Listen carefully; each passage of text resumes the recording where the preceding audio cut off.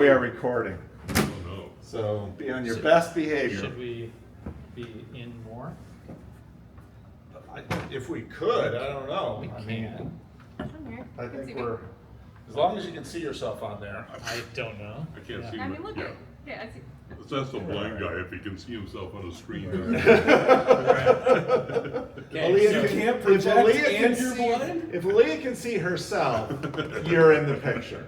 All right? Okay, so talk loud enough and preferably sort of that way. That's right. Yeah. And Which feels Andy's our weird. new production director New here. Do you want me to production stand director. behind it so people are looking at me? Yes. I'm a key grip. I don't even know what those are. I always wanted to be one. Let me be the key. Sorry, Rod, you gotta be the star instead of the key grip. Talk to him, Rob. Yeah. Okay. All right, so. I'm Casey, by the way. I don't know if I Synod, know you guys. Hey, how are you doing? Tuesday, plenary session.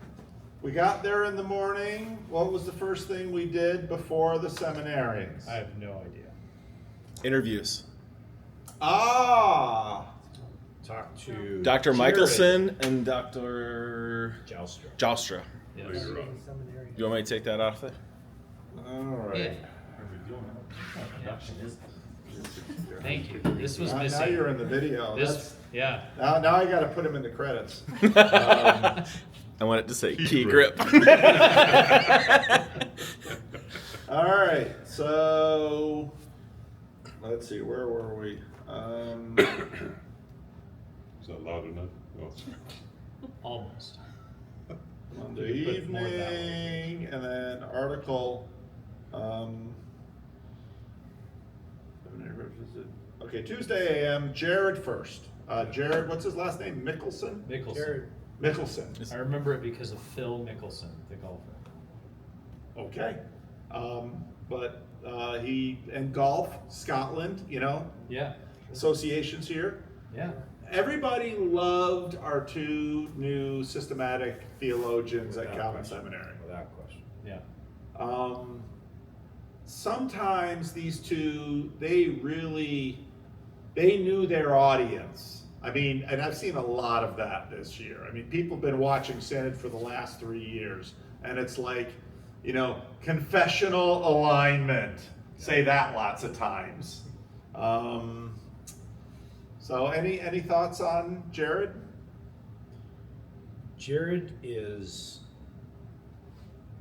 appropriately, and it's an interesting sort of thing I'm trying to get at, he's appropriately and passionately orthodox within our tradition and within our confessions. I think that when he talks, I was on the committee that interviewed him, the education committee, and he did the exact same thing when he was in our committee. And there was nothing that he talked about, and he talked about everything passionately, that was outside of the bounds of orthodoxy. Which Now, for those of you who are watching this video, every time he said orthodoxy, it doesn't mean what you think it means. No. It means what this group thinks it means. yes, and orthodoxy within Matters. this context is within our denominational understanding of doctrine, of belief, of how we ground ourselves in our understanding of Scripture and the confessions. And he's exuberantly so explorative, I think. of Okay. those things. All right. But I failed to do something on last night's show. We have new members of the panel tonight. Aaliyah Marsden, not a stranger to the channel, been Friend here of the before. show.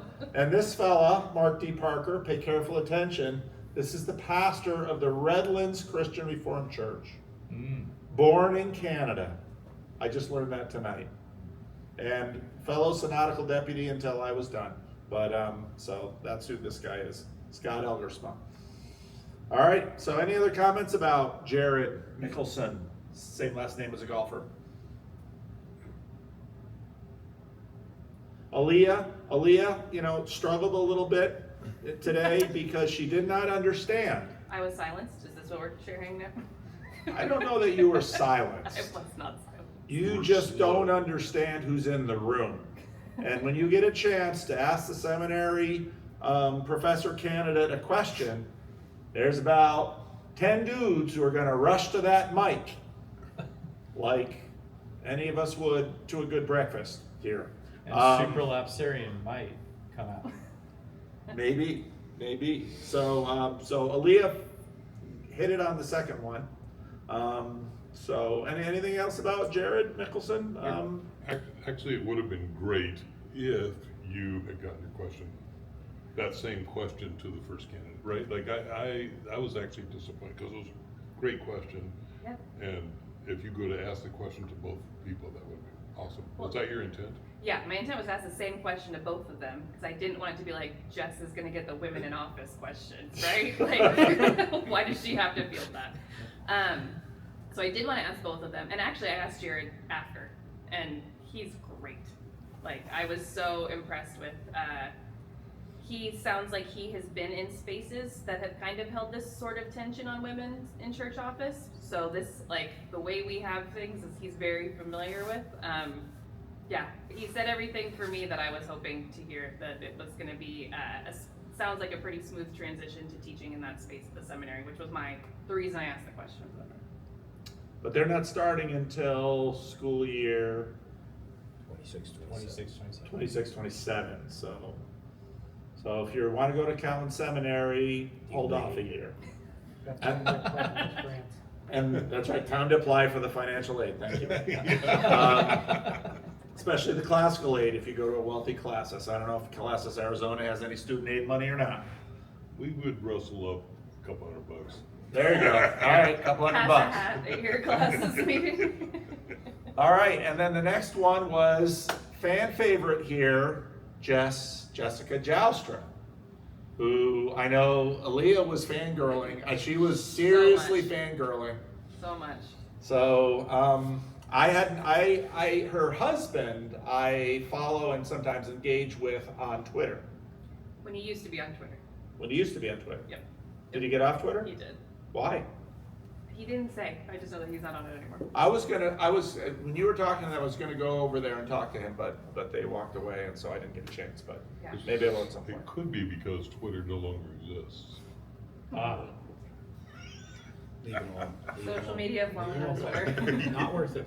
Not worth it. Way to be right up to date, Paul. Leave it alone. Leave it alone. All right, back to Jess Joustra. He's not on Tesla. Thoughts on, again, the woman knows her audience, I saw that with the Calvin delegation. I mean, Synod has kind of made itself, they've kind of painted the target large. Yeah. And anybody who watches Synod now, especially sort of an abide-ish Synod, knows just how to hit that target and what to say. Yeah. So if you want a job, if you don't want difficulties, say what you need to say. I'm not saying anybody's lying. I'm just saying, of all the things in the world to say, they knew what to say. Yeah. I will say that Jess, she is a daughter of the denomination, and so I think that would be, in a sense, built into her as a part of her upbringing of knowing and engaging with the audience. Additionally, though, and I think it's important to know, when she was at Calvin Seminary, and I'm not trying to throw her under the bus, I think this is fair, but she was deeply engaged in a church that has since disaffiliated. So I think she's lived into the tension of this conversation significantly for a while. So she understands enough about the conversation on the ground that she knows how to navigate it in a context like this. But I don't sense with her, and we have engagement with her at the committee. I don't sense with her, this is not where she is personally. I think she probably would be in the area of the struggle a little bit more, but a struggle that she has come to some level of peace with, and she's living into the space that we all agree is where we are living right now as a denominational group. I thought the quality of questions for her were different than the ones for Really? Dr. Mickelson. I did not see 10 eager guys run up to ask deep theological questions of her. which I thought was interesting, and I kind of chatted with her and her husband afterwards, and he was kind of like, well, you know, this is a family conversation for you, right? People are going to assume that since you're a daughter of the denomination, you've grown up here, some of these questions don't have to be asked of you, so they could ask different ones, which I thought was pretty interesting. I don't know if you guys felt similarly or... In the morning interview, they talked about systematic theology, but being pastoral. Numerous times got mentioned. She came across as much more pastoral than he did. He was clearly an intellect and I also thought, and maybe he quoted people who he disagreed with that he had read, and she quoted people that she agreed with, which I thought was a fascinating thing too. Just unique, like, oh, I read this book by so-and-so, and you're going, okay. So, yeah. It's a good observation. Every once in a while. So, Aaliyah, you mentioned her husband's response. Did she sort of feel like she gets a different set of questions? Well, I don't want to speak for her. Sure. I think there was maybe a sense of like, oh, I wish someone would have thrown me a curve. Like she left, I felt like pretty energized by the experience. Like she's obviously very comfortable Yeah. in that space, and could have handled, I think, more than she was even given. Might have had fun with it. Yeah. One interesting note is that the two primary questioners are two very different people. Yeah. It's true. Jeff and Aaron, and I don't want to make qualitative assumptions here, but they are very different people, and how they ask the questions. I felt like with Jared's conversation, it was a dialogue. And I felt with Jess's interview that it was more of these are questions that I want to ask. And I won't say that it felt like an exam. We've been present at those when we feel like somebody has to check the box. That wasn't it. But there was definitely a different timbre to the primary questions that were asked. And I think that actually sets the stage even for how the questions come from before. In terms of questions that were answered, it was clear, and I don't know if you noticed this, that was remarkably different to me. Jared got 10 to 15 primary questions from the primary questioner. I think Jess maybe got 6.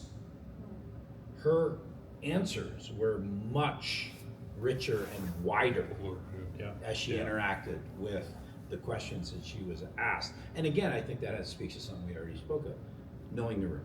Yeah. She's visiting all the places that she knows we live in those spaces. So, Kevin, you were on that committee too, right? Because you were saying last night how impressed you were in the committee. Oh, yeah. Right? Yeah, I'm gonna scrape together some financial aid for sure. Good. I'd be praised, man. They got him interested in doing some more seminary work. Outstanding. I like it. All right. I'm impressed. Well, and he definitely had some bro energy. What does that mean? Whatever Well, that I would say an means. ortho bro. Go ahead. They were the guys were fangirling to get up there to ask him questions. They were. You were fangirling for her. Yeah. There were some bros that were fangirling to get to ask him questions. Definitely. Fair. Definitely. That's Kevin Van de Streek from Classis Grand Rapids South. And you'll find Casey comments on the channel, so he does watch the channel. He's a friend of the corner. We'll see if ever he comes out of the lurk. Maybe I'll do a Randos with him. So we'll see. I guess I wasn't fangirl enough to get up to the microphone quick enough for the first interview, but I was not gonna miss my chance. Well, Well, you you weren't did gonna- get pushed over by those two guys You on the weren't way gonna up, beat so the I mean, bros. that has something to They do were with it. really, he's got so much bro energy. I can't say an ortho bro. Young, Restless, and Reformed doesn't have the bro energy that broness does. Can you give us Stuff like that. 5 attributes of Yeah, ortho bro energy? Because I assume that's not a positive connotation. And I don't know. Oh, boy. 5 It's attributes. totally positive. It's just, it's a little cage stage. So, I don't know, I've been on the internet a lot. I would like a study committee to explore your idea of what Orthodox bro spiritual energy is. Oh, I know Ortho Bros. I know them a lot. They're young men who are very excited about, and Ortho Bros are very excited about orthodoxy. Orthodoxy is awesome. Orthodoxy is the only way. And he had young, restless, and reformed bro energy. Then Okay, I want specific attributes. So, Beard, thank you. youth, Briefcase. fast talker. he Uh-huh. did have long sleeves, so he probably has a wrist tattoo. Yeah, a forearm or Yes, wrist. something. Yeah. But Something. definitely. And it's certainly in Hebrew. No, See, No. you know. theologically German. It's the Yeah. He's a solas. theologian. And it's gonna be a deeply theological. And he's not gonna have a sleeve. No, That's too far. no. But one very ornate theological tat. You know. Oh, Yeah. goodness. Casey's checking to see whether he's got one. He's Googling his own tattoo. And saying, hold on. does The this picture qualify?" we find of Professor Jared Mickelson in a Speedo will be posted in the comments.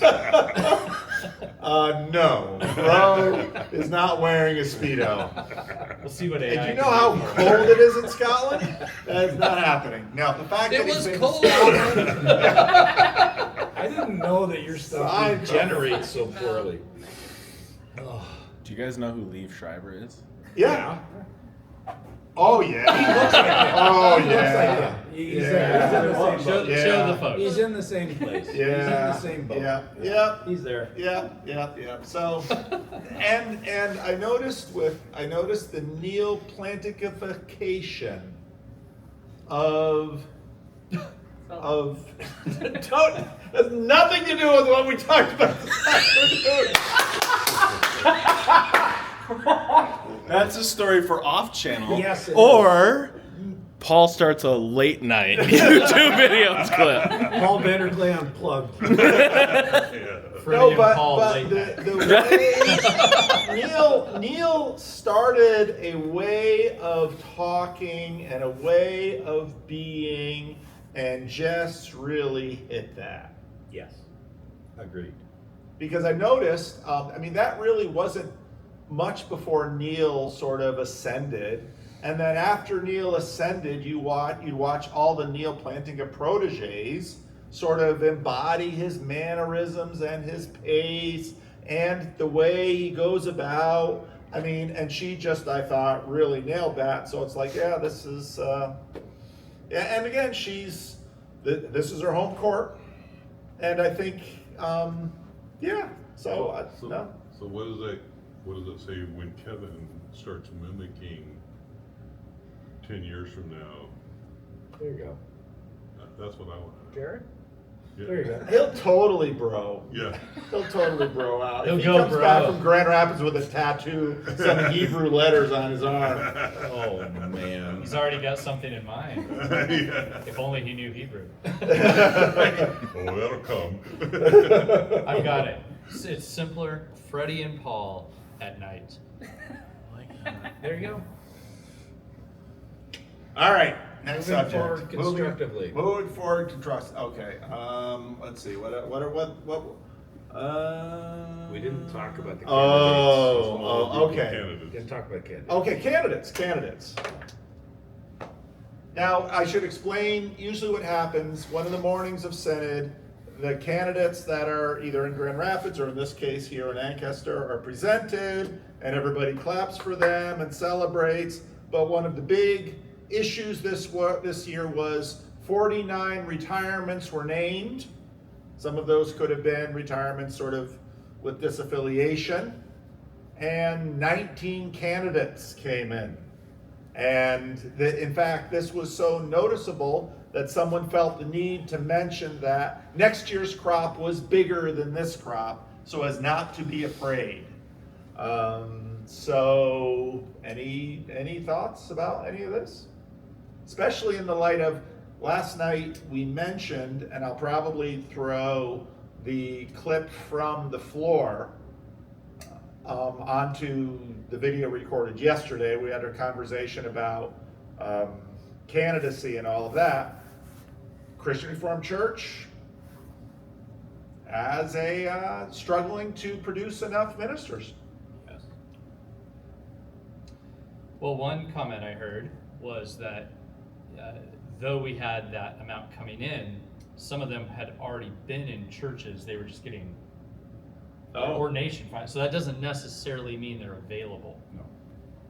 In fact, I heard the number because I was again on the committee that dealt with candidacy, which is exactly what we're talking about. These are candidates, they go through a long process, and that really out of the crop of what we have here, we have 6 viable, in a sense, free agent candidates. Wow. Wow. And the number that was thrown around for next year was 52. However, we do have dropouts and we do have attrition there because of some various things. I think the reality of it is that if we follow the numbers, 3 years ago was when we really entered into this whole heavy, big, massive seismic shift conversation. And those would be people who are candidating now. So if you were starting seminary 3 years ago, you were coming into a place of a lot of unknowns and a lot of uncertainty and a lot of unsettledness. So to me, it actually plays out that these are people who were in an environment where I don't know what I would be candidating for.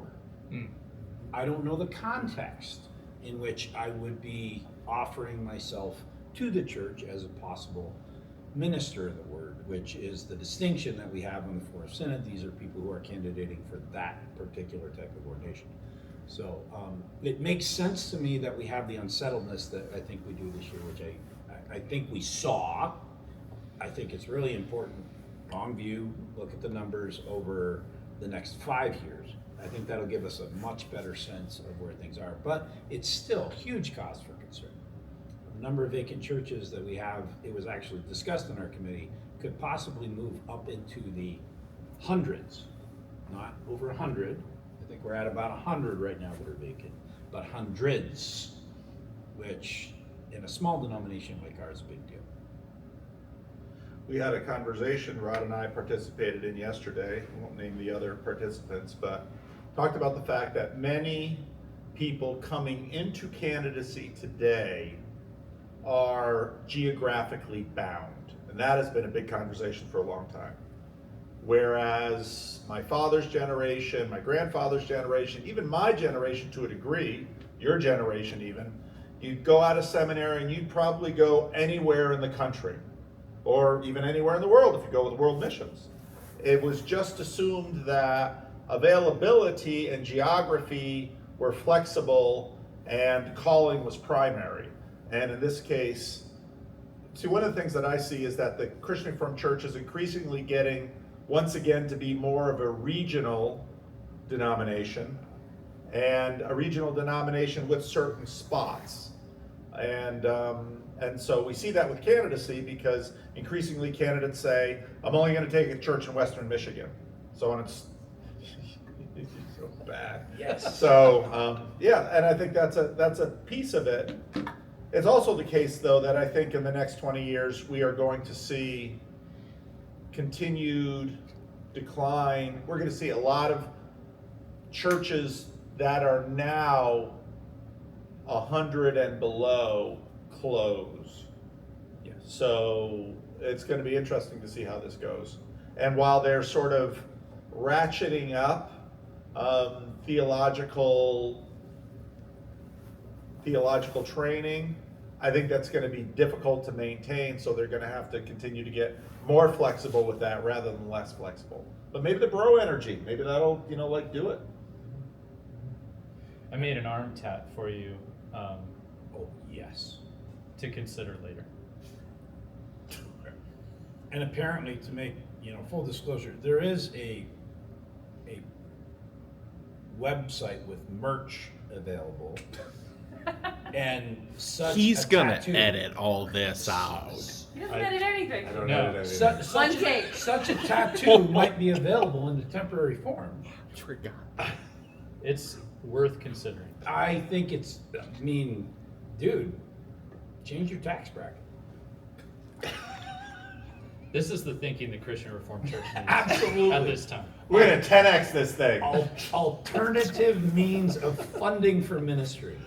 Temporary tattoos. Wave of the future. And merch for my channel. Pillows The that I 2 or can 1. rest my buttocks on. That's what you do with your pillows. Yes. Paul Vanderklay's face. All right. I'm So going to bed. It's going bad. Continue. see? Should not have let these start. Okay, any other comments about candidacy? Pro. Pro candidacy. Or Yeah. support. Those are the Well, votes. let me ask this Support, question. Support, we got support. Let me ask this question. Are we going to see more women come into candidacy in this current climate, or will there be hesitation? I thought I asked a very important question to Jess Joustra about what the hope is to present the seminary in a light in which we are honoring the 2 positions that we hold, not like begrudgingly, not in the midst of constant conflict, but if we could start, changing our language around this, that this is what we have decided, we are going to honor both positions, then I hope it will be a place that feels more like, oh, yeah, there are, sure there's women in ministry there. Yeah, there's some, well, I don't even want to be like there's guys who think that women shouldn't be there. It's not just guys, there's women who are complementarians too. But that we could be a place that models how to do this well. I was at the women's dinner the first evening, and it was a marked difference from last year's synodical women's dinner. Last year was hard. Whether you agreed with a lot of the women who are leaving or not, there was real loss and real pain in that room. And it felt very sackcloth and ashes last year. It was hard. This year, there are less of us. It's the fewest number of female delegates in the last 5 years. But the feeling in the room was a different energy. It was, how do we do this well? How do we talk about our Synod experience in ways that are honest but still encouraging women to come to Synod? So my hope is that, I think we are definitely going to see a hesitancy. I think this year speaks to that. I think the candidates this year speaks to, the turmoil.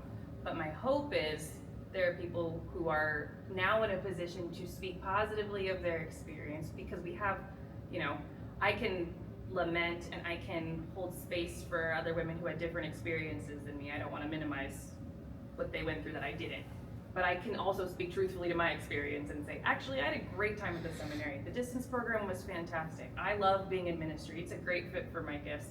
I am in a classes where I am one of the only, if not the only, female minister in pastoral ministry right now. I think. And it's great. And it's a conservative classes. It has 3 female delegates in our delegation this year. So I'm hopeful, but I think we are going to have to live into the rebuilding. So if Jared attracts the bros, will Jess attract women to Calvin Seminary? Yes. Yes, I think unequivocally she will. Perhaps because of her academic work, because of her pedagogy, yes. But I think most of all because of her person. I can see her actively pursuing and engaging with prospective students and them having a positive experience enough to say, yeah, this is a space I can go. The one concern that I have is that because of retirements now, Jess will be the only female faculty tenure track member of Calvin Seminary. And I think Tiharina, right? Is she not? Oh, yeah. She's a New Testament professor. is she tenure? Not, Tenure track. I would think. Okay, I'm just going off of what Jewel Maidenblick said at our committee. Oh. For the simple reason that he was saying seminary occasionally, if not regularly gets indicted for having too many female professors, which seems ludicrous. I think it is ludicrous. However, he was saying, here's the facts, and the facts are, at least he said the number one. Now, I don't know if that one was Jess is the one, or if Jess is an addition. So maybe that's my issue with clarity. I think Jess is amazing. I think she should attract more women to the seminary. I don't think women are looking at their seminary experiences necessarily by being like, what's the quality of female professors at this seminary? The women I know who have ended up in seminary tend to have stories of like, I don't even know why I'm here. This is where I am now. I don't know what I'm doing. I don't know why. Like, I feel like every female seminarian I talk to is like, I don't know why I'm here, but the door is just open. Like, I almost never hear stories where it's like, oh, this I'm clearly called and I've been sent and I'm here to be a pastor at the end. Like, that is the absolute exception. So I would love to think that Jess is going to just, women are going to rally. Which means, and I wonder about this is one thing I wonder is, can and will the, for lack of a better phrase, the female route to ministry be your route, meaning a distance learning? Because it's contextual?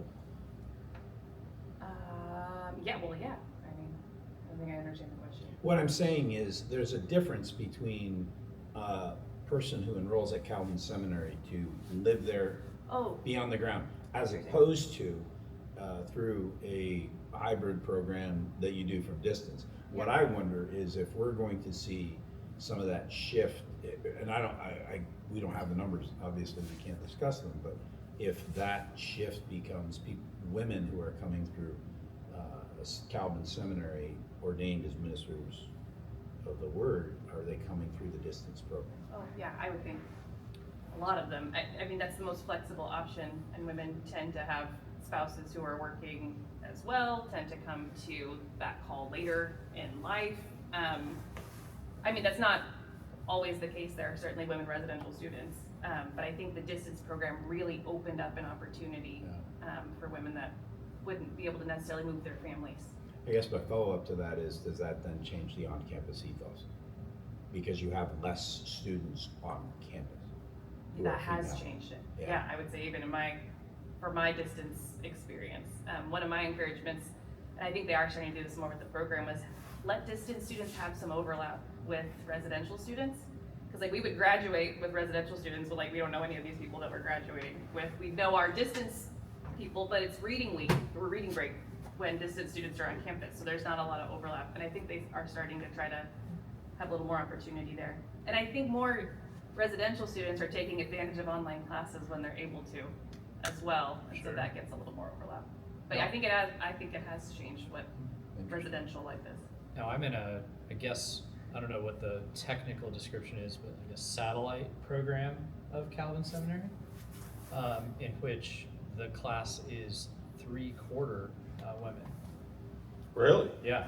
Our graduating class from Missional Training Center, I'm pretty sure, really close to 3/4 Interesting. women in that class. It's interesting. In that cohort, as it's called. Yeah. I think Laura Smith was the only woman I ever saw regularly in the halls at school and seminary. Yeah, I mean, Wow. it's well, let's move ahead to the most interesting, most boring moment of today, where Synod had to discuss a majority and a minority report as to how classes should affirm the covenant of office bearers. Not only did we have a majority and minority report that was really only divided by whether Synod instructs that classes do this at every meeting, or Synod encourages that they do it at every meeting, but we deliberated more on that point in terms of deliberation. We've spent some time doing some other things than anything else. So my question for you is, what is going on underneath in the psyche of Synod that this would be something we would spend a crazy amount of time on? A lot. Okay. Well, what? We talked at a dinner about the spirit of a body or something, and this might be another layer of something like that. You'll have a better name for this than me, but some call it the elephant in the room, some call it what's really the underbelly or whatever. But there's an issue, and I think, and I've been saying this, as a denomination, and probably most denominations don't have a forum to work this stuff out. We have a forum to make decisions. We do not have a forum to work out our relational brokenness.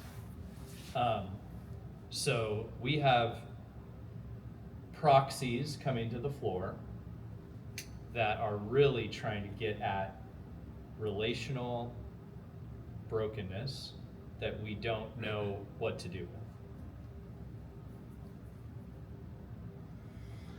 Trust came up a lot in that conversation. We talked about trust last night. Yeah. And I think there is right now at Synod one group of people that are still not in a trusting frame, and another group of people that are saying, let's just start trusting each other some more now. And I think in some ways those two groups are battling. Yeah. And the positive word is I think the second group is winning. Yes. I think the second group is winning because I think the pushback on the trust amendments, the trust overtures, the trust recommendations, all those sorts of things, the pushback against those things is that, at least as we've expressed it through our decisions today, is we want to give more opportunity for us to live into a place of trust without demanding it, excepting on this particular topic. That was the one place where we moved more towards we're still gonna, for lack of a better term, litigate trust. And I don't wanna throw that under the bus, because the reporter who did a horrible job is actually in the room. No, I think it was an appropriate overture, and here's why I say, despite it being of that spirit of still litigating trust, I think it was still a positive mood because it said you no longer have to sign every year, that the expression can be multifaceted, and that it could come in different ways, which isn't a really big move. We don't sign, we can raise our hand. Or we don't sign, we can stand up. We don't sign, we can do the hokey pokey. Whatever it is, right? But at the very least, it said, it gave space for an alternative expression of it, saying, we lived in a year for this place, we got the pushback that we did, probably, well, certainly appropriately so. So now let's loosen that a little bit to the point where we can express it in different ways, which actually I think is really important because, as people said, and it came up a couple times on the floor, signing it had a different weight to them than affirming it in some other ways. It feels like an incremental move in a direction. Yeah.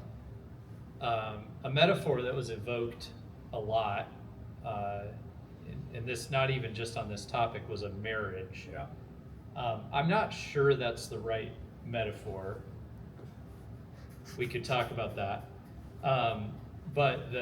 So let's say a relationship, right, where you're trying to rebuild trust. And yeah, what do we think of that was a dominant metaphor.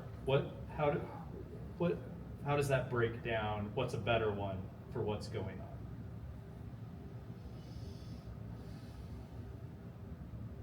on? A marriage in which someone had an affair. I specifically. think, We can definitely do better than that. Yeah. well, one of the things that was said today was, or maybe it was yesterday, we used to be dealing with a group of churches that, for when the First and Local community went to especially Grand Rapids East, everyone knew the churches of Grand Rapids East were not going to change. They were not going to give in. They were not going to submit. Everybody knew that. And there is suspicion that perhaps some of the churches that haven't disaffiliated yet are not going to comply.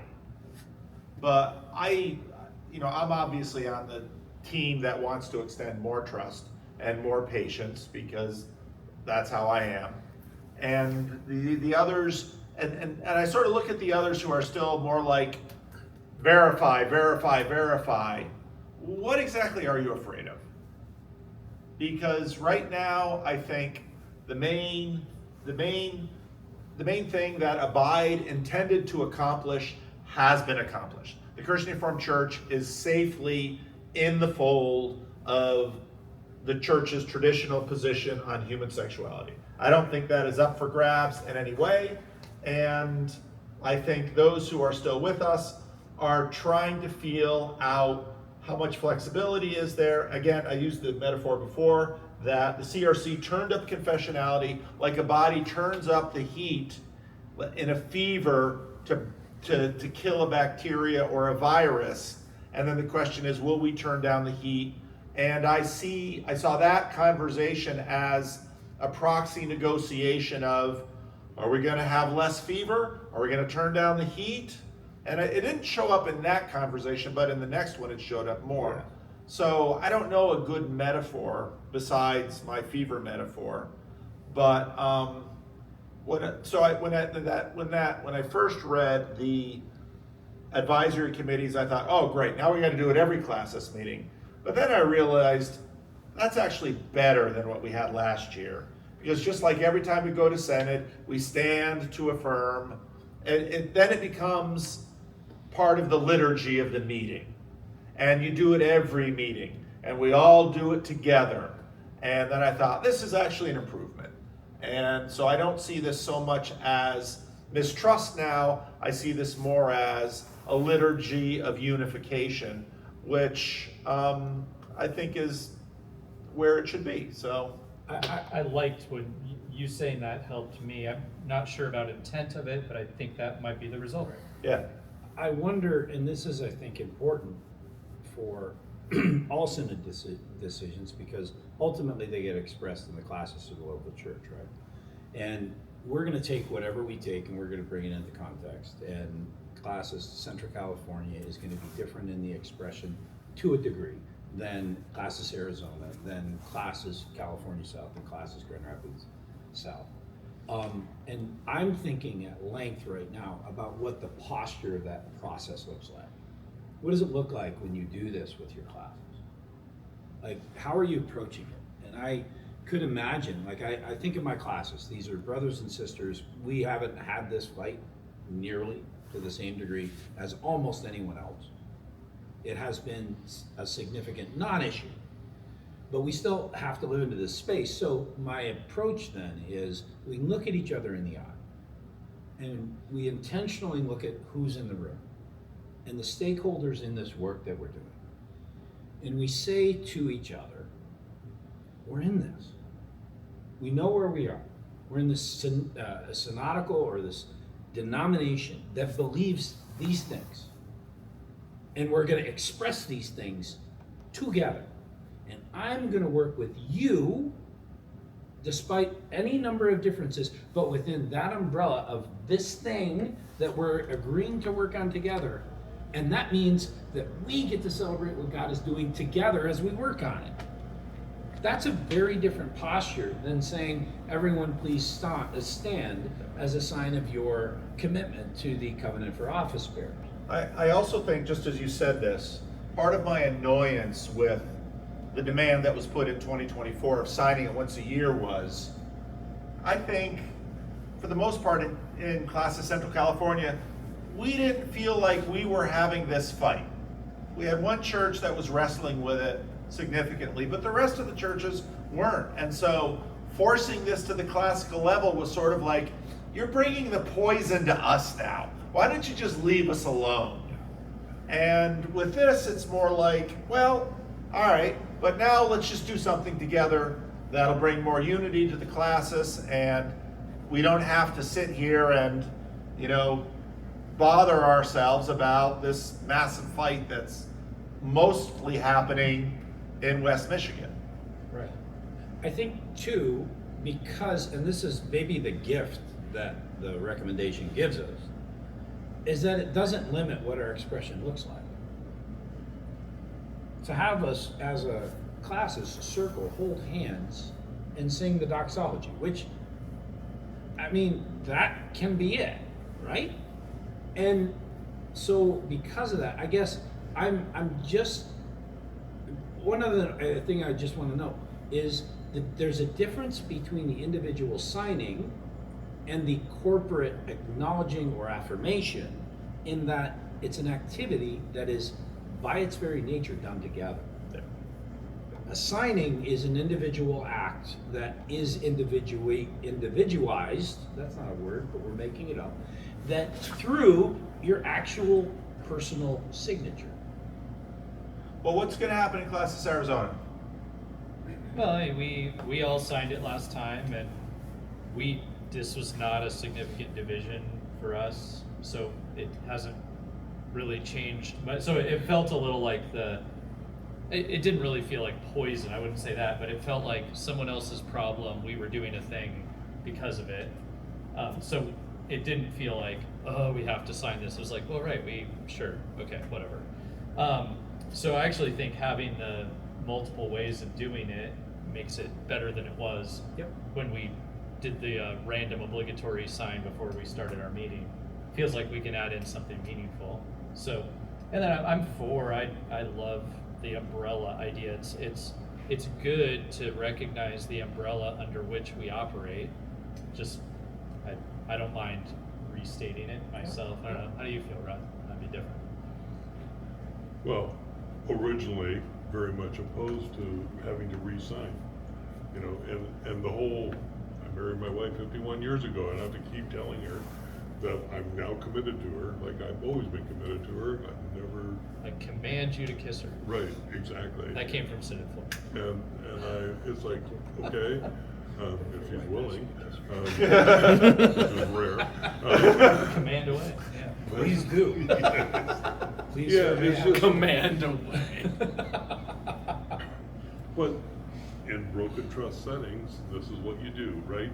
And you make sure everybody's lined up and within the pen, and you see that theme kind of running through all of this, right? Like the commissioned pastor stuff, that all the things that we do, there's that theme of, okay, trust was broken, now we have to build trust. The way you go about building trust is what we haven't talked about. And when we do, like, well, this will rebuild trust, we will put bars on the windows. No, that's not trust. But we like to think it is, and it feels better, and at least I know these are once inside, these are our people, these are okay, and those ones out there, God forbid. And so I think we need to have a really good, there was some idiot that used to say that we had to have let's see, what kind of conversation did we have to have? And I think we've had that conversation. Now look where that left us. And now, instead of that conversation, we have to have the conversation of how do you build trust? What does trust look like? How do we trust each other? And that's going to be a journey rather than an event, for sure. Yeah. It feels like in a business relationship, you might enter into it with a lot of legal documents and a lot of caveats, so that you don't get taken advantage of, and you know you're covered legally. And that's what and I wouldn't ever name that trust, but it feels a little more like the tenor of what can be being recommended. And you do that, I mean, it's essentially like on the front end, so if bad things happen, I have recourse. And like the real thing going on is relationships, where people feel like I know you don't trust me, and other people going, yeah, I don't, and what imaginative mechanism could exist to actually get at this? Like what could we do? Felt like even covenant for office bearers coming up was like triggering for some people, right? Like that was the moment where I was like, oh, this feels like last year again. And I haven't got that feeling for most of our plenaries. Yeah. And all of a sudden it was like covenant for office, and I'm like, why are we debating this long, such a fine, detailed kind of point? I mean, I said, I was like, I could flip a coin on this one. I do not have strong opinions, and I was surprised to find that so many in the room, like, it was just that trigger of like, that fight came back for a second. I was like, oh, this doesn't seem like worth the energy. We did it for so long because yours truly did not know the procedure for majority or minority reports. Because if I would have known the doggone procedure, we would have cut it off a half an hour earlier. Scott called My the mistake, question, if you watched the plenary, I called the question, I should have tabled the motion. I apologize to all of you who were screaming at your screen as you were watching. It's my bad. Scott, save us, Scott, save us! And then Kevin just sits on his hands and doesn't go running up. Yes, run up. Right. I had an issue with that whole thing. I haven't been around long enough to even know what all the background context of this argument is. Right. So I'm sitting here going, I don't know why this was even brought up in the first place. Which is why we're so I don't glad agree you're with here. this from the jump. How do we just erase the whole thing and go back to the beginning? And I'm now told that this was an incremental success, and I suppose I can be okay with that. Oh, I love wish different perspectives. I wish I could go back to last year. I would have something to say then probably. Right. All right, and then we have the Gravamina, Thank you. and you know, hey, I gotta hand it, because this was one, I saw those submission overtures going in, and I knew they didn't have a chance in, you know where, Canada. a chance in Canada of getting. No, let's not do that. Right. Let's not do that. A chance in Arizona, which is far hotter than Canada. Bring it on, yeah. And Didn't have very a chance hot. in Arizona of getting through in this political climate. Yeah. And I had all kinds of speeches ready to go, which I knew would in the end be futile. Yeah. But I was going to make a stand, try to once again replay the great Scott Vanderploeg moment, which probably we won't see for another 10 or 15 years. But then the Ben Yuma line from Grand Rapids South, standing behind the camera, Nailed it. has this long preamble. Nailed it. And then it's like, this is how we do it. Yes. Because part of the problem that a lot of churches that are sort of on the fringe right now, how they're struggling, is because some of the language in the covenant of office bearers is so strident and cut and dry that Bobbing himself would be insufficiently confessionally aligned. And so Might be a little much, but go ahead. you get my point. I do. And so what this did was nicely at least begin to show we're lowering the temperature. Yeah. We're going to start trusting each other. We're not going to have some crazy standard of confessional alignment, and normal people and people who maybe even don't know can sign this thing in good conscience, and you know, we'll keep working on this. And when I saw that, I thought, hey, we're moving in the right direction here. So I was greatly relieved by that, and kudos to Committee 3 for a job well done. I thought it was pitch perfect. Now again, do I get everything I want out of this? No. But I have to ask myself, what can I get from this Synod right now? And I thought, that's what we could get from this Synod right now, and we got it. So I'm a happy man. Good. I'm going to argue there's 4 pivotal moments that we've had in Synod thus far. 4. We go long, Aaliyah. We don't make short videos. I'll just leave. Don't worry. Just keep talking. All right. 4 I'm on the pivotal end. moments thus far. We had the assisted death, Yeah. Yep. pivotal, Yep. massive, Yep. unanimous, Unifying. unifying, bringing us together. Yep. We had the Calvin University presentation by the two officers. Change that thing. Yeah.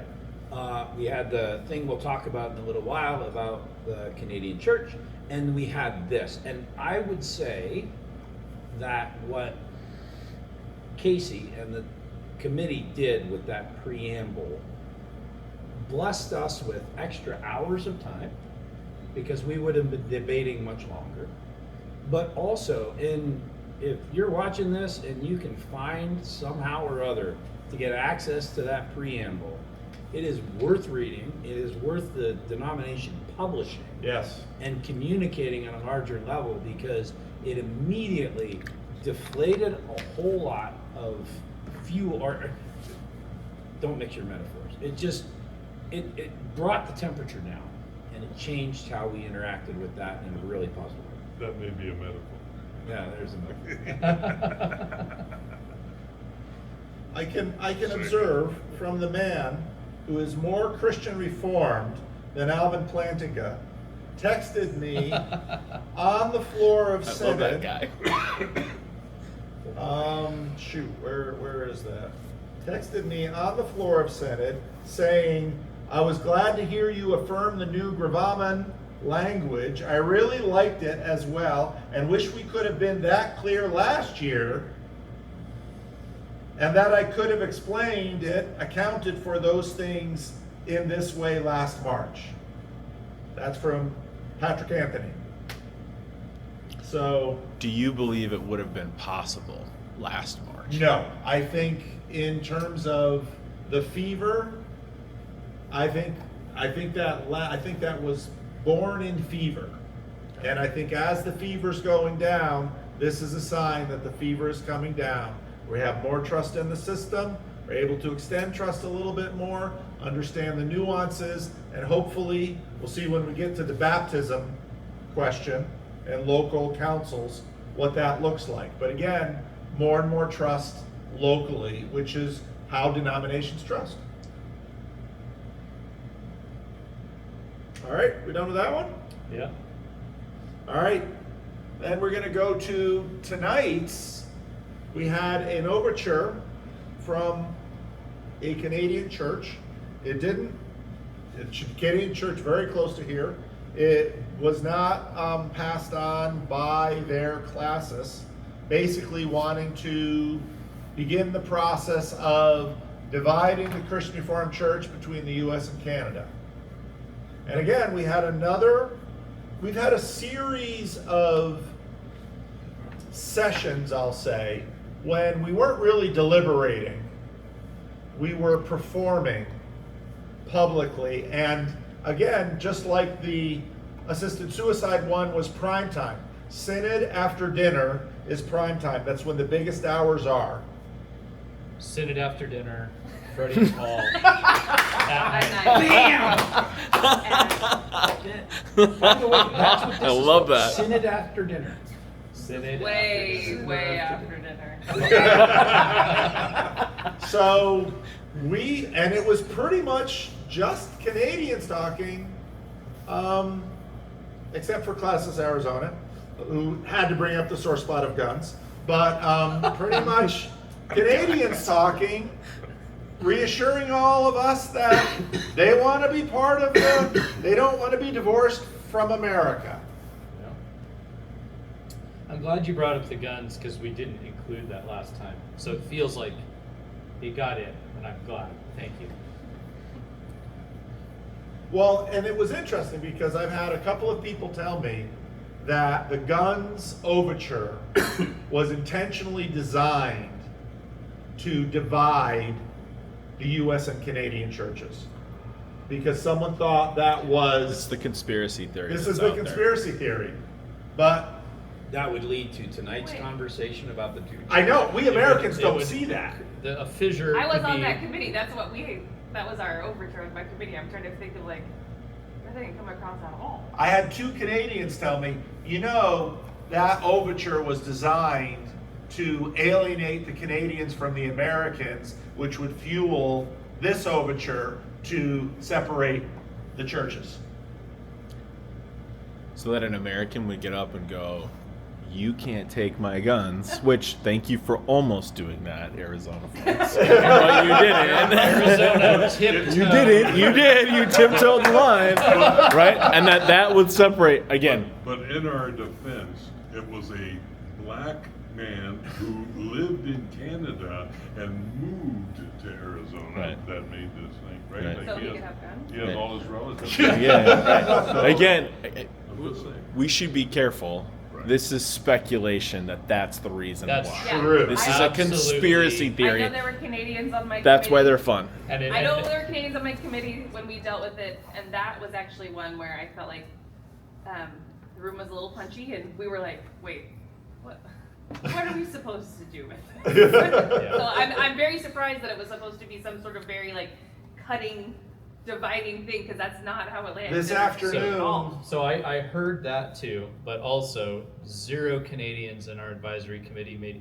any inclination that Oh, yeah, was you were in going my on. committee, right. Yeah, not at all. so that's what I was. It surprised me because I thought, why would that upset the Americans? The Americans know about fighting about guns. That's all we do in politics is fight about guns.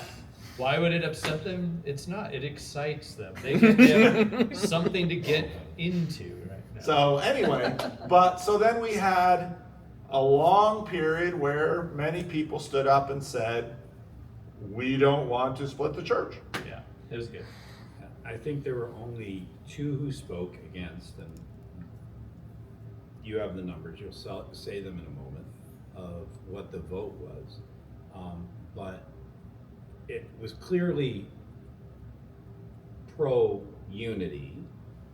I'd be curious, because I saw Al Postma after the deliberation interacting with some members of the church who were in the hallway. And I mean, you don't go through something like that and have it knocked down that vehemently without some level of disappointment. I'm curious then, because I'm thinking obviously that group is indicative of a larger group, how that group then feels by what Synod has said. Are they going to hear it as, hey, we can't go down this road? Or is it going to feel like such a smack that it just fuels a larger conversation? And of course that remains to be seen. But I think clearly, and there were a couple very, very good presentations on the floor there. A couple very well done ones. The most important one being our young adult advisor, the Canadian young man, who, if you can go back and watch that, if you're watching, go watch that, and you will hear the sentiment of the floor. And that was the first speech on the floor of Synod this year, that has got the full applause of the body. And that was a powerful moment. And to hear it from a young man who's clearly invested in the Canadian church, I think it sends a fairly clear message, if nothing else, where your young people are in the church. I will confess to my privileged position in that conversation, that when someone made the comment about like the percentage of Canadian votes in the room, like what if we give the Canadians four votes each to our 1? And I was like, why is that? Why have I never considered that the Canadian voice is, I mean, inherently less votes in a room? And it was just that moment for me where I was like, oh, right, actually I might feel differently if I'm voting on policies that I feel affect me differently, and I'm only ever going to hit so many votes on that, right? Like even if all the Canadian, and that's why I think they asked for the vote count, and then that made sense for me. I'm like, we just want to know where the majority lies. I'm like, oh, well, if you hit a certain number, like all of the Canadians voted one way, and the majority still wins, that's unfortunate. So I was kind of like, oh, that was a very helpful framing for me, and I should be more aware of that. And I served on that committee, and it was quite a discussion.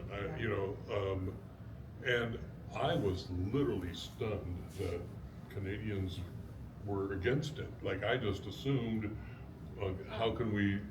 And it's because this is my 12th synod, and every time we have something during synod will, rear its ugly head and say, well, this is a Canadian thing and we couldn't do it because of the stupid people in the United States, or, you know, they're lording it over us. There's just so much stuff that was, so I just assumed it's going to be that way. I was not looking forward to that discussion at all, and it was great. I think we also set up a really important pastoral moment through the discussion on the floor, and that is the Canadian pastor who got up and said, "I want to hear." Right. And then, to his credit, he's a butthead generally. However, Casey responded to that with, here's how we engage. Here's how we think about our relationship. It is reciprocal. It is out of care and concern, and we long for your care and concern. And I think that was a really important moment, at least for me in this, was a deeper recognition that those dialogues, like, oh yeah, you're Canadian. Like, you have that, you know, sort of the fun, sort of goofy interaction with the Canadian interaction, at least on my level, because I'm not involved in any of the denominational agencies or things that work with churches in Canada. But hearing that was like, wait, these conversations can and need to go deeper in terms of us having a deeper level of mutual understanding. So that was a real, I think, an important moment. I'm not saying that there needs to still be a lot of real conversations. Yeah. Because, and then like, but I never know, I mean, if you're the vast majority, how do you solve the problem, right? Well, you lay down your life, you submit, you say, okay, we're gonna listen to you more than we're gonna listen to ourselves or our desires, we're gonna listen to yours. There's a lot of ways to do that. One of the things that I wanted to make a motion, and I may still before the end of Synod, I want to move that all contexts are unique. Because we have that conversation every single time. Well, this is a unique, well, so is Arizona, so is where you're at, so is everybody. It doesn't, if I drive 100 miles to 110 miles to Phoenix, it's a different context, trust me. Like, they're all unique, and I think, so when I hear that, I start getting the hives, like, okay, well, we're so different.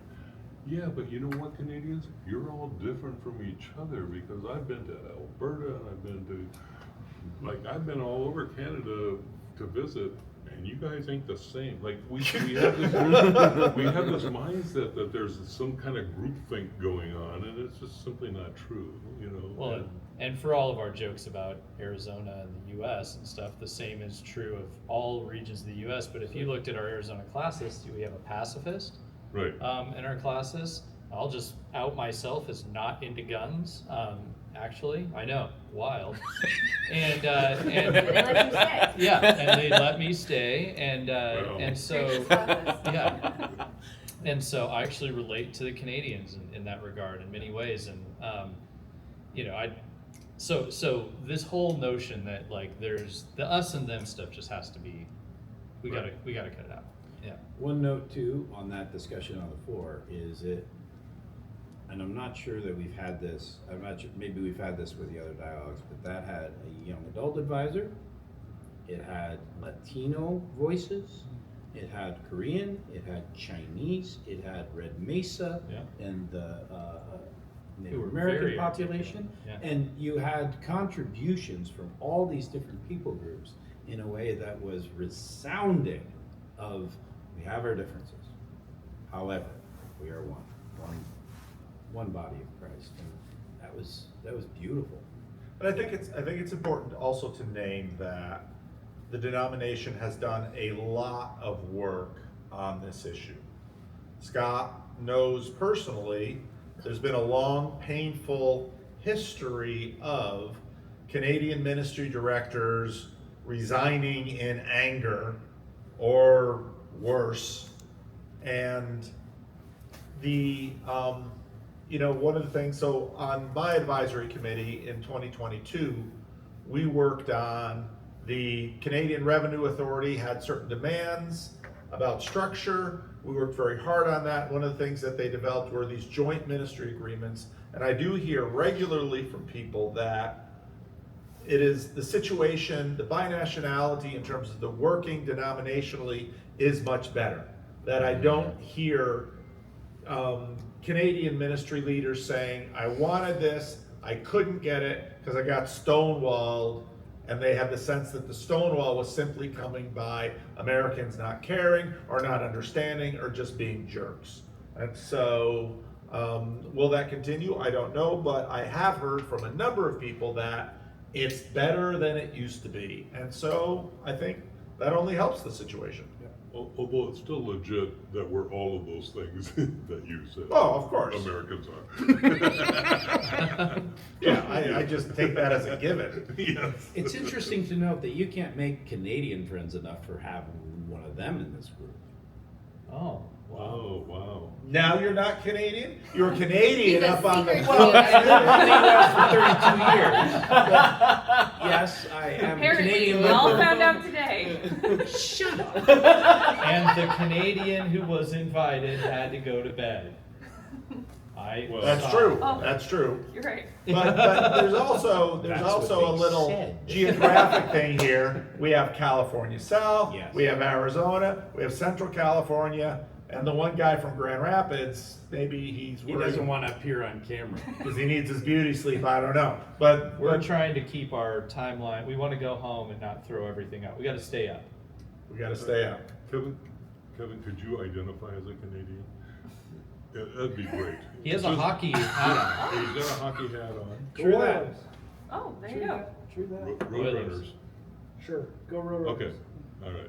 All right, so then the vote was 171 basically in favor of turning down that overture, 3 against, and 1 abstention. Now, here's a question, and you already pointed to it.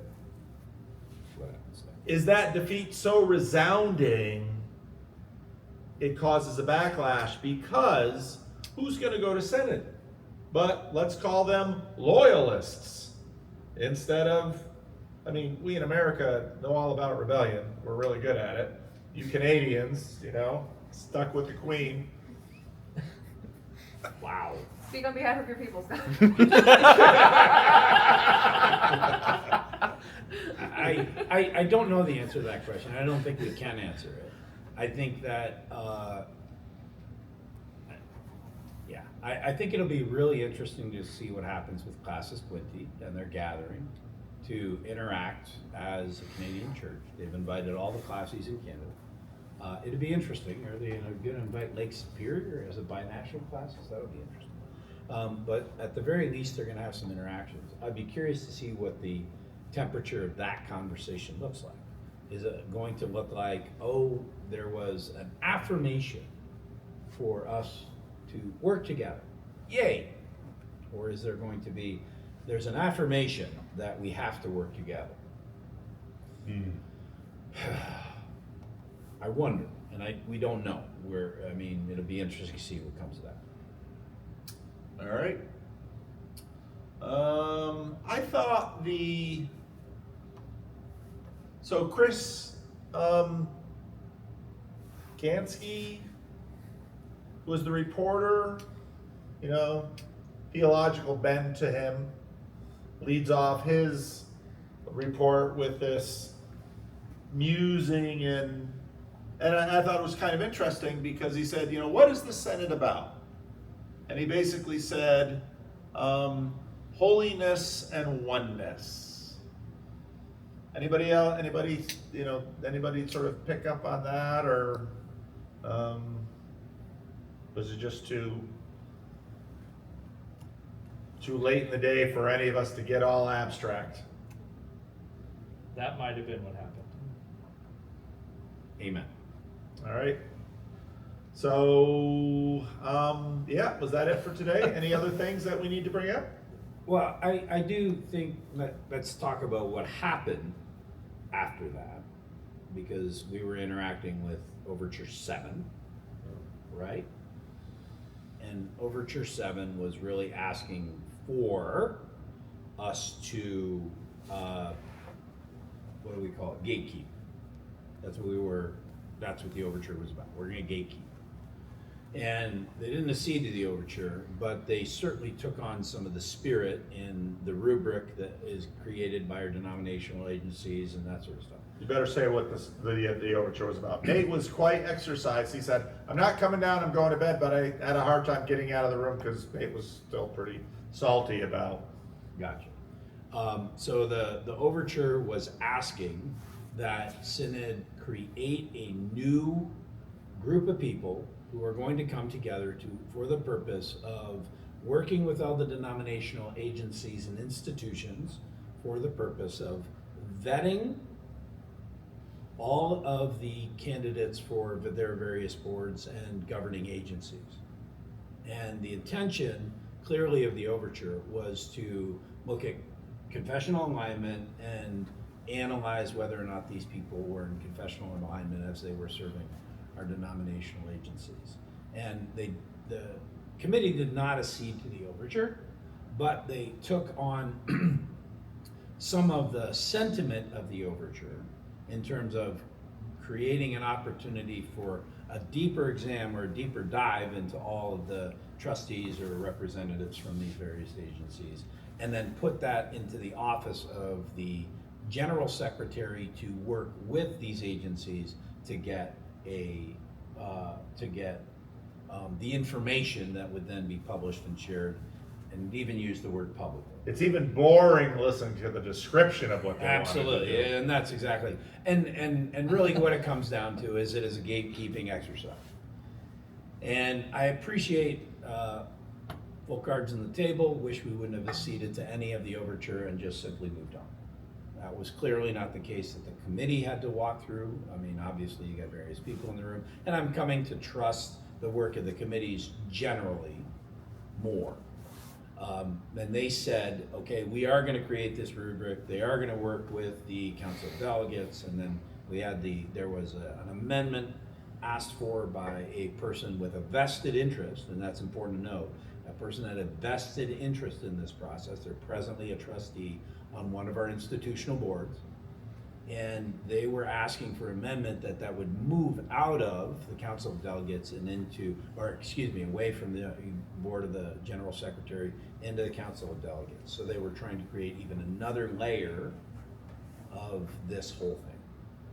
Didn't that person also break the overture? Yes. He tried to have a Scott Vanderploeg moment. Yeah, it was pretty, we'll say, it was certainly a managed process from his perspective on how he was approaching this. And I'm really glad that we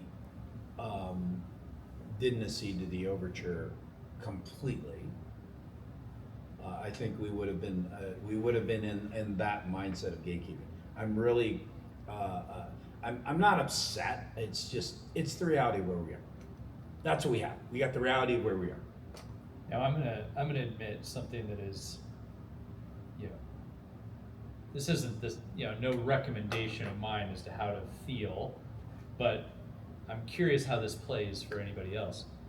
When this started to come up, and maybe it was that old, like you were talking about the feeling from previous synods, it was kind of a here we go again feeling that did something to me. Just it changed my engagement with it all. I honestly accidentally sort of drifted off. And there's a political strategy thinking to this, to where if people are getting to that point where they're like, I'm weary of this stuff, you got to pay attention to that. I'm weary of this stuff. Yep. I just couldn't figure out what was so broken that we were trying to fix. Like, what we were trying to solve, that we've had these horrible people that keep getting put on these committees and these boards, and man, we really keep messing up with the people we're appointing, like that. I think that's one take. And that's sort of the suspicion from last synod, that all the gatekeeping, and when I read the overture, that's how I read it, that, oh, horrible people get on the boards, we have to really make sure. And I thought, we went through the whole gravamen thing and all the alignment, and now you're still gonna like peck through the boards and say, oh, this one's gotta go. Luann had a different take. Luann's take was, and she's got a point, tomorrow we're gonna go through the big thing where we vote on who gets on all these boards on this huge ballot. And her point is, I don't know who to pick. I don't know any of these names. I could use a little biography to kind of figure out who they should go, because the same people get on all the boards because they're the people who, it's just like politics, that you go into the ballot and you see a name you recognize, oh, Kennedy, check, or not check, whatever. So that was her take. So I think very much when I read the overture, I thought, oh, this is more gatekeeping. Yeah, clearly. But again, I think Synod overall is pulling back, doing more trusting, and then we got bound up in this amendment and which was that gatekeeping? I don't know, to shift it from the Office of General Secretary to the Council of Delegates, and I just thought, that doesn't make any sense. Council of Delegates, it's a bunch of volunteers mostly, and the staff would probably do this anyway, and the boards themselves are gonna develop their own rubric, so why are we once again just caught in the machinery here? Who is the president of the Council of Delegates gonna ask for, what should I do with this? He's gonna ask the Office of the General Secretary. And I think that is something that was just unnecessary, except that it has, if nothing else, it has an appearance, right? It has appearance that Synod then is the one who is doing that. Yeah. And not staff, and not the denominational office. Yeah. And I think that is a poll of groups of people, or a group of people who want to pull things out of certain hands to make sure that they are in the hands of those, for lack of a better term, that they trust. And something like this, especially Board of Trustees members, like if you can gatekeep on Board Council of Trustees delegates. member, if what's that? Council of Delegates, What did I say? Board of Trustees. Oh yeah, So- sorry. you're saying it wrong. I'm sorry. I mixed up my acronyms that we've been changing every year for 20 years. If the Council of Delegates But you're not. holds that, then there's this idea of, well, maybe we can have more people on the boards that are aligned, and it's not. I would argue, this is my personal opinion, and I'll give you Casey's email address if you want to complain. But that there's this idea that we can get more people who are like us on these boards if we do this sort of work in a way that is measured by our standards as opposed by others. But that is suspicion on our part towards them. It is, and that is unfair, perhaps, but I have no idea. I think when you're on the committee, it was weird because we didn't have any disagreements. We didn't have any wars. And then all of a sudden you go to the floor and you're going, whoa, what's going on here? And so then is that a distribution issue with the percentage of people?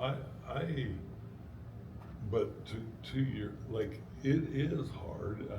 I've been to 12 synods, and every time I look at the synods and I go, or at those lists, and I go, I don't know who these people are. So I think the legitimate part of that whole thing was a bio that says, hey, here's where it's, but the addition of, will you sign off on check these boxes, that's a lack of trust.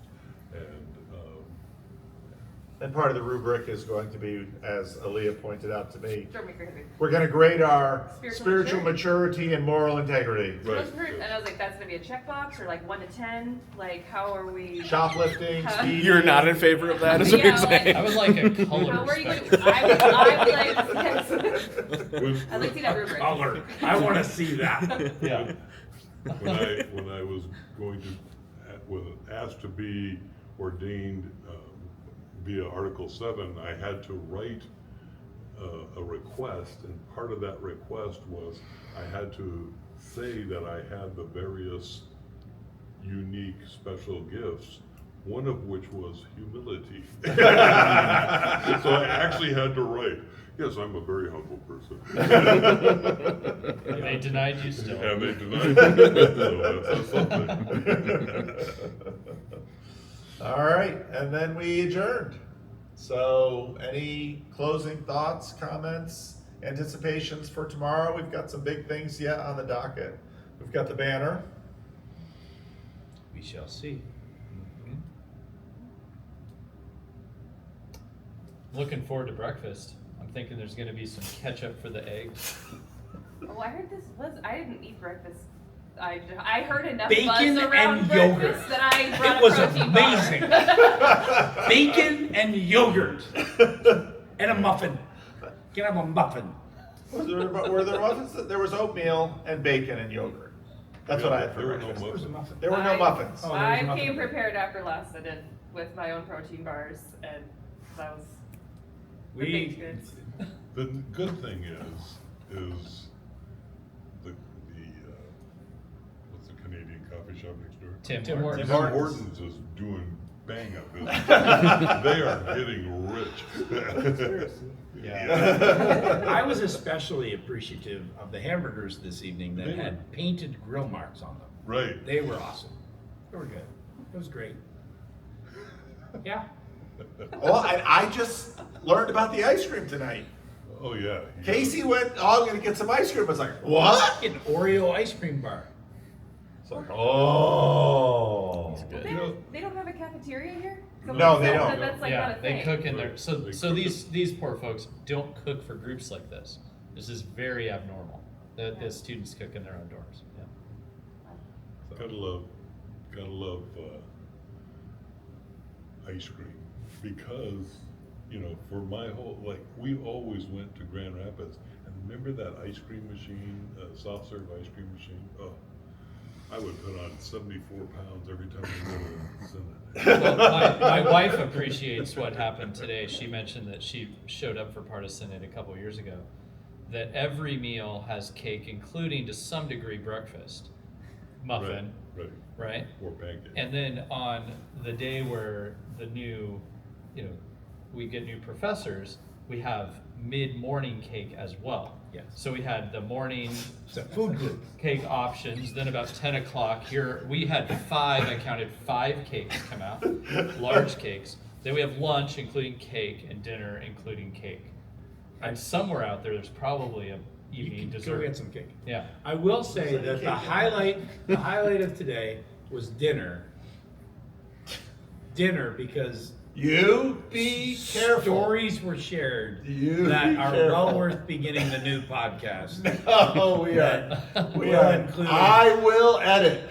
I will edit. Highlight of Don't dinner you was wanna know? discovering all dressed chips. Yes, Mm. which are in that All machine. dressed chips were delicious. They So are Amazing. And I've looked it very up and I find that it's a thing here in Canada that was invented in Canada, and it was invented in prison. Makes sense. Some prison guy.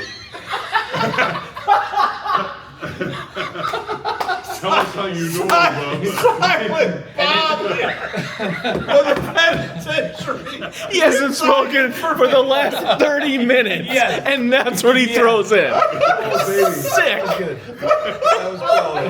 That was quality right there. Well done, sir. Well done, sir. Oh, I'm too tired. We've, All right. we've ended well. Are we ready to land the plane? Yeah. We are ready to land the plane. Who knows how to land the plane here? Kevin. I do.